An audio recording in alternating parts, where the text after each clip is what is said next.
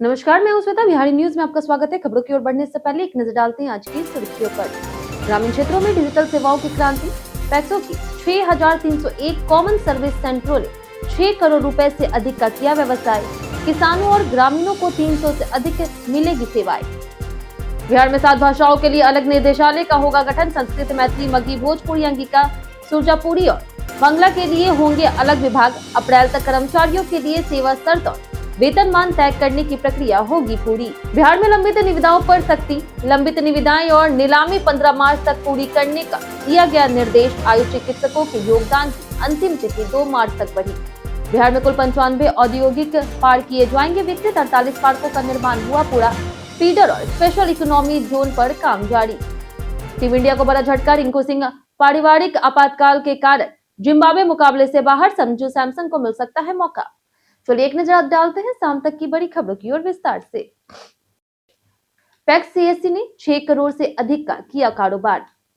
पैक्सों में संचालित 6,301 कॉमन सर्विस सेंटर ग्रामीण क्षेत्रों में डिजिटल सेवाओं की पहुंच बढ़ाने में महत्वपूर्ण भूमिका निभा रहे। इन केंद्रों ने अब तक 6 करोड़ रुपए से अधिक का व्यवसाय किया है और ग्रामीणों की रोजमर्रा की जिंदगी को आसान बनाया है। सीएससी के माध्यम से किसानों और ग्रामीणों को बैंकिंग, बीमा, पेंशन, आधार, स्वास्थ्य, कानूनी सेवाएं, कृषि उपादान, पैन कार्ड, टिकट बुकिंग और 300 से अधिक सेवाएं प्रदान की जा रही। सहकारिता विभाग इन केंद्रों से ग्रामीण समाज को डिजिटल रूप से सशक्त बनाकर पैक्स की उपयोगिता और ग्रामीण अर्थव्यवस्था को मजबूत कर रहा। सीएम नीतीश कुमार ने मंजू सिन्हा की जयंती पर श्रद्धांजलि अर्पित की। बिहार के मुख्यमंत्री नीतीश कुमार ने धर्मपत्नी और समाज सेवी मंजू सिन्हा की जयंती पर कंकड़बाग स्थित स्वर्गीय मंजू सिन्हा स्मृति पार्क में उनकी प्रतिमा पर माल्यार्पण कर श्रद्धांजलि अर्पित की। मंजू सिन्हा ने शिक्षा, महिला सशक्तिकरण और जरूरतमंदों की मदद में सक्रिय भूमिका निभाई। उनका वैवाहिक जीवन सादगीपूर्ण और संतुलित था और पुत्र निशांत कुमार को आशीर्वाद मिला। उनका निधन 2007 में हुआ। वहीं स्मृति पार्क उनके सामाजिक योगदान और हरियाली के प्रतीक के रूप में स्थापित किया गया, जहां मुख्यमंत्री और जनता उन्हें याद करते हैं। बिहार के स्कूलों में जल्द लगेगी सैनिटरी पैड वेंडिंग मशीनें। शिक्षा मंत्री सुनील कुमार ने विधानसभा में बताया कि अगले 2 महीनों में बिहार के अधिकांश माध्यमिक और उच्च माध्यमिक विद्यालयों में सैनिटरी पैड वेंडिंग मशीन लगाई जाएगी। अभी केवल 419 स्कूलों में यह सुविधा है। राज्य कैबिनेट ने 40 करोड़ रुपए की मंजूरी दी है और निविदा प्रक्रिया जारी है। शेष स्कूलों को अगले वित्तीय वर्ष में कवर किया जाएगा। साथ ही मंत्री ने कहा कि कॉलेजों में आपदा प्रबंधन की पढ़ाई शुरू कराने के लिए सरकार पत्र लिखेगी और यूनिवर्सिटी ग्रांट्स कमीशन की गाइडलाइन के अनुरूप कदम उठाए जाएंगे। 7 भाषाओं के लिए बनेगा अलग निदेशालय। बिहार में लंबे समय से लंबित भाषाई निदेशालय के गठन का रास्ता साफ हो गया। उच्च शिक्षा विभाग की तैयार नियमावली को वित्त और सामान्य प्रशासन विभाग से सैद्धांतिक मंजूरी मिल गई है। निदेशालय में संस्कृत, मैथिली, मगही, भोजपुरी, अंगिका, सुरजापुरी और बांग्ला भाषाओं के अलग विभाग होंगे। एक निदेशक और 2 उप निदेशक सहित अन्य पद सृजित किए गए हैं, जिन पर योग्य विशेषज्ञ नियुक्त होंगे। वेतनमान और सेवा स्तर तय करने के लिए कमेटी बनेगी, ताकि अप्रैल तक गठन की प्रक्रिया पूरी हो सके और कर्मचारियों को एक समान सेवा शर्त पर लाभ मिल सके। लंबित निविदाओं पर सख्ती, 15 मार्च डेडलाइन तय। बिहार के उप मुख्यमंत्री सह खान और भूतत्व मंत्री विजय कुमार सिन्हा के निर्देश पर खान और भूतत्व विभाग ने वित्तीय वर्ष 2025-26 के राजस्व लक्ष्य को समय पर हासिल करने के लिए सख्ती बढ़ा दी। विभागीय समीक्षा बैठक में निदेशक मनीष कुमार मीना सभी लंबित निविदाएं और नीलामी प्रक्रिया 15 मार्च तक हर हाल में पूरी करने का निर्देश दिया। बालू, पत्थर, ईंट और दंड से प्राप्त राजस्व की स्थिति की समीक्षा हुई तथा बकाया वसूली तेज करने को कहा गया। बड़े जिलों को विशेष अभियान चलाने के निर्देश दिए गए। वहीं स्वास्थ्य विभाग ने चयनित आयुष चिकित्सकों के योगदान की अंतिम तिथि 2 मार्च तक बढ़ा दी है। पीसीसी बैठक में 108 करोड़ निवेश प्रस्ताव को मिली मंजूरी। Bihar industrial area development authority यानी कि बियाडा की प्रोजेक्ट क्लियरेंस कमेटी बैठक में 14 औद्योगिक इकाइयों को लगभग 10 एकड़ भूमि और प्लग एंड प्ले शेड आवंटित किए गए। बैठक की अध्यक्षता उद्योग विभाग के सचिव सह प्रबंध निदेशक कुंदन कुमार ने की।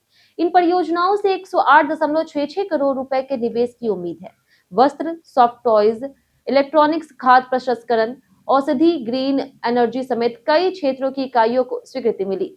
बेटा औद्योगिक क्षेत्र में सॉफ्ट टॉयज यूनिट से करीब 600 लोगों को रोजगार मिलेगा, जो राज्य में बढ़ते औद्योगिक विश्वास का संकेत है। राज्य में कुल 95 औद्योगिक पार्क किए जाएंगे विकसित। बिहार में कुल 95 औद्योगिक पार्क विकसित किए जाएंगे, जिनमें 48 पार्कों का निर्माण पूरा हो चुका है और 47 नए पार्क बनाए जाएंगे। 9 स्थानों पर निर्माणाधीन परियोजनाएं चल रही, जिनमें मुजफ्फरपुर का मेगा फूड पार्क, फतुहा का मल्टी मॉडल लॉजिस्टिक पार्क और गयाजी का औद्योगिक कॉरिडोर और इंटीग्रेटेड मैन्युफैक्चरिंग क्लस्टर शामिल है। 48 पार्कों को डेडिकेटेड फीडर से बिजली दी जा रही और 9 स्थानों पर फीडर निर्माणाधीन है। इसके अलावा नावानगर और कुमारबाग में स्पेशल इकोनॉमी जोन का निर्माण, सीमांचल, मिथिलांचल और कोसी क्षेत्र में औद्योगिक भूमि अधिग्रहण जारी है। बिहार से सोन नदी जल बंटवारे का प्रस्ताव केंद्र को भेजा। बिहार ने सोन नदी बेसिन के जल बंटवारे के लिए केंद्र को प्रस्ताव भेजा। जल संसाधन विभाग के अनुसार झारखंड के साथ जल्द समझौता होने की उम्मीद है। प्रस्ताव के मुताबिक बिहार को 5.75 MF और झारखंड को 2 MF पानी मिलेगा। पिछले साल केंद्रीय गृह मंत्री अमित शाह की रांची में हुई पूर्वी क्षेत्रीय परिषद की बैठक में बिहार ने यह मुद्दा उठाया था। केंद्र के हस्तक्षेप और झारखंड के सकारात्मक रुख के चलते दोनों राज्यों के बीच सहमति बनी। अब मुख्य सचिव स्तर पर समझौते पर हस्ताक्षर होंगे। अप्रैल से जलाशयों में पर्यटक देख सकेंगे प्रवासी पक्षी। बिहार में पहली बार 5 जिले जमुई, कटिहार, भोजपुर, बेतिया और बेगूसराय के जलाशयों में अप्रैल से बर्ड वॉचिंग शुरू होगी। नागी नकटी पक्षी अभयारण्य, गोगाबिल लेक, उदयपुर लेक और कंवर झील सहित इन वेटलैंड्स को रामसर साइट का दर्जा मिला है। पर्यावरण विभाग बुनियादी ढांचे और सुविधाओं का विस्तार कर रहा, जिससे इको टूरिज्म को बढ़ावा मिलेगा। यहाँ प्रवासी और देसी पक्षियों की सैकड़ों प्रजातियां देखी जा सकेगी। इस पहल से अंतर्राष्ट्रीय पहचान के साथ स्थानीय स्तर पर रोजगार के नए अवसर भी सृजित होंगे। पटना, सारण और वैशाली को जोड़ेगी नई 6 लेन सड़क। पटना को जाम से राहत देने वाली रिंग रोड परियोजना के तहत शेरपुर कन्हौली 6 लेन सड़क का काम जल्द शुरू हो। National highways authority of India यानी कि NHAI ने करीब 9 किलोमीटर लंबी इस सड़क का टेंडर खोल दिया है और एजेंसी चयन की प्रक्रिया जारी है। 777.79 करोड़ रुपए की इस परियोजना में केंद्र और राज्य सरकार बराबर हिस्सेदारी निभाएंगे।